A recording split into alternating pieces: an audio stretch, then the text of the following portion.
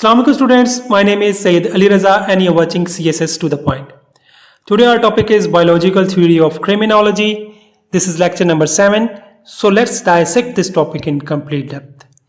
1890s में एक theory सामने आई जिसने एक कंट्रोवर्सी पैदा कर दी और इस थ्योरी को पेश करने वाले थे इटालियन क्रिमिनोलॉजिस्ट सेजार लैम्ब्रोसो।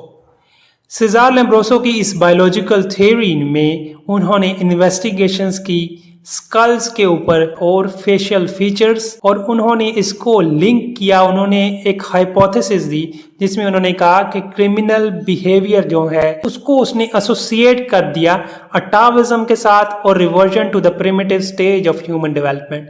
अटाविज्म में भी जो ऐसे कुछ ट्रेट्स होते हैं जो आपके एंसेस्ट्रल ट्रेट्स होते हैं वो कुछ जनरेशन्स में लॉस हो जाते हैं और then they reappear in the later generations, तो इसको आप कहते हैं अटाविज्म।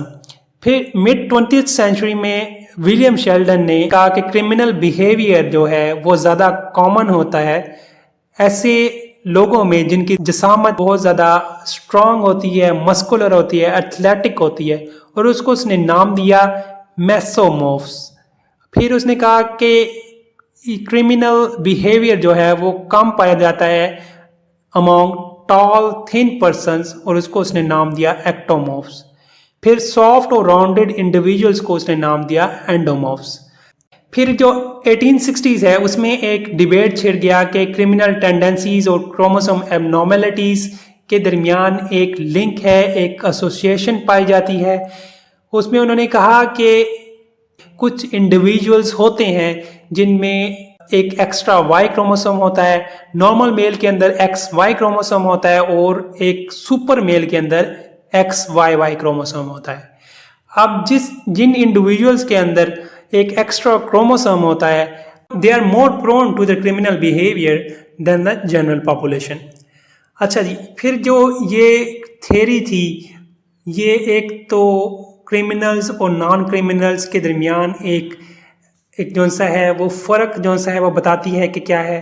फिर फिज़िकल कैरेक्टरिस्टिक्स को जो सा है वो पढ़ कर जांच कर तो एक थ्योरी पेश करते हैं। तो ये क्लासिकल थ्योरी से एक डिपार्चर था और ये फर्स्ट साइंटिफिक जो सा है वो अटेम्प्ट थी और फिर इस वजह से इनको फर्स्ट क्रिमिनोलॉजिस्ट कहा जाता है जिन्होंने अपनी डिवोशन जो सा है वो दी ऑब्जर्वेशन और मेजरमेंट के ऊपर, और फिर उन्होंने हर इंडिविजुअल केस के अंदर ट्रेस करने की कोशिश की कि ओरिजिन ऑफ क्राइम क्या है।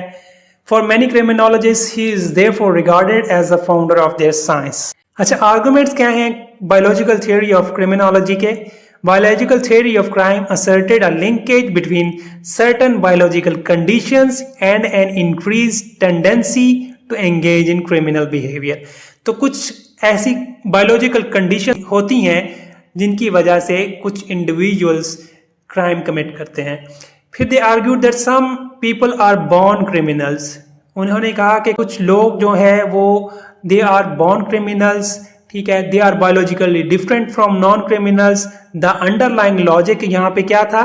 That some individual have mental and physical inferiority, ठीक है, कुछ लोगों के जो है वो मेंटल और फिजिकल अपीयरेंस की वजह से कुछ बायोलॉजिकल मेकअप ऐसा होता है जिसकी वजह से सोसाइटी उन्हें एक्सेप्ट नहीं करती और फिर वो क्राइम की तरफ जो है उनका रुझान हो जाता है। Which causes an inability to learn and follow rules. फिर इन्हीं जो है अपने बायोलॉजिकल मेकअप की वजह से they have the inability to learn and follow the societal rules, ठीक है। और फिर Lombroso believe that criminality is inherited. Lombroso कहते हैं कि क्रिमिनलिटी जो है वो इनहेरिट करते हैं इंडिविजुअल फ्रॉम देयर एंसेस्टर्स, ठीक है। फिर he argued that bodily constitution indicates whether or not an individual is born criminal. अच्छा, बॉडीली जो कॉन्स्टिट्यूशन होती है वो इंडिकेट करती है, वो डिटर्मिन करती है कि एक इंडिविजुअल जो है वो क्रिमिनल बॉर्न हुआ है और he is a normal human being. फिर ही कंपेयर्ड इटालियन प्रिजनर्स और इटालियन सोल्जर्स। उसने अपने ज़माने में इटालियन प्रिजनर्स को जो सा है उनकी करेक्टरिस्टिक्स को जांचा और इटालियन जो सोल्जर्स थे उनकी कैरेक्टरिस्टिक्स को जांचा।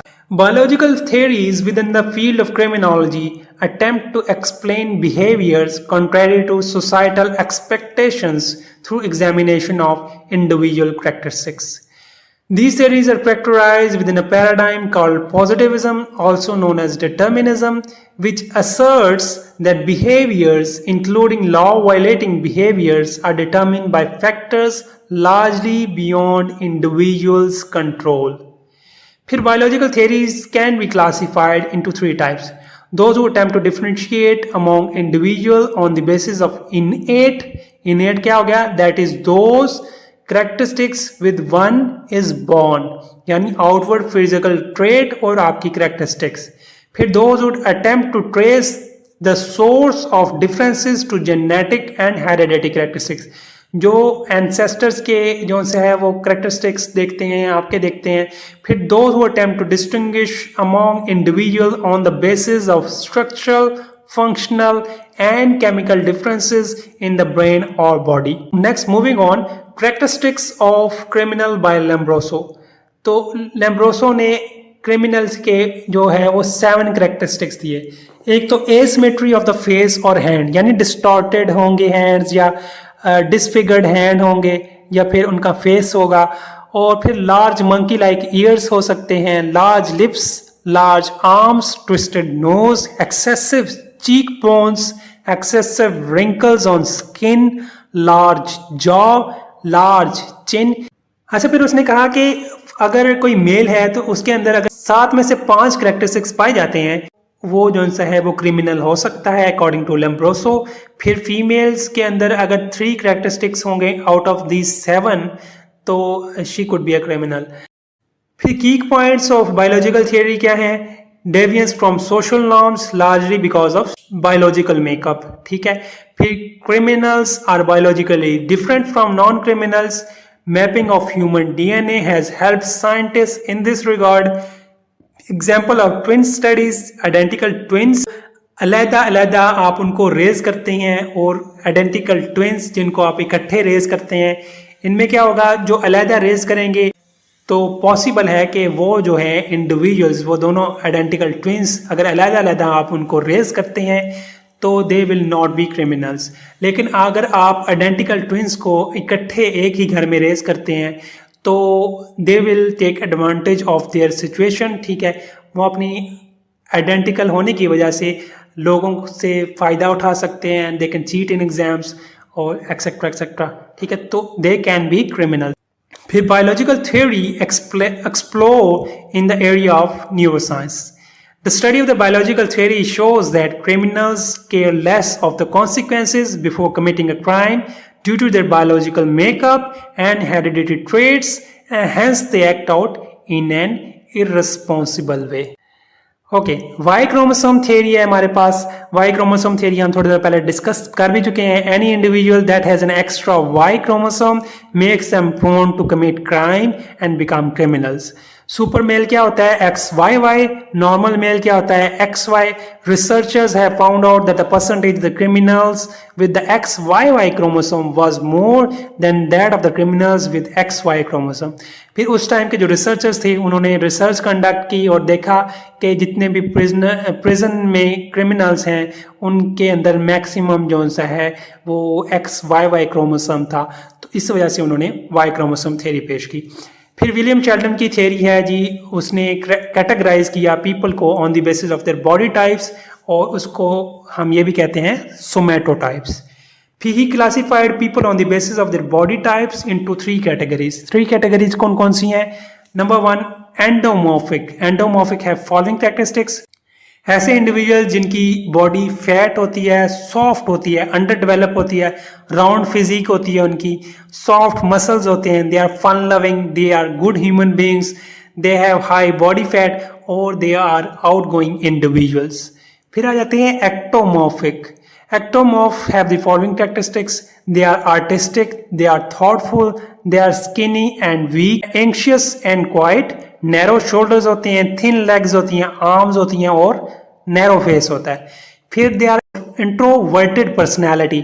इंट्रोवर्टेड पर्सनैलिटी जो घर में रहना पसंद करे, जो बाहर जाना पसंद ना करे. फिर आ जाते हैं आपके पास मेसोमॉर्फिक, और ये जो सा है ये मोस्ट पॉसिबली ये जो से इंडिविजुअल्स होते हैं they can be criminals. Mesomorphics have the following characteristics. They are hard and they have hard body, strong structure of the body, broad shoulders होते हैं उनके, strong arms होती हैं और legs होती हैं, courageous होते हैं, aggressive होते हैं, ठीक है, और फिर assertive होते हैं, दूसरों पे अपना हुक्म चलाते हैं, फिर adventurous होते हैं, ठीक है, और फिर risk taker होते हैं. So this was our lecture for today. I hope you understand the concept behind biological theory of criminology. If you like the content, subscribe our channel, like the video, share the video. Jazakallah and Allah Hafiz.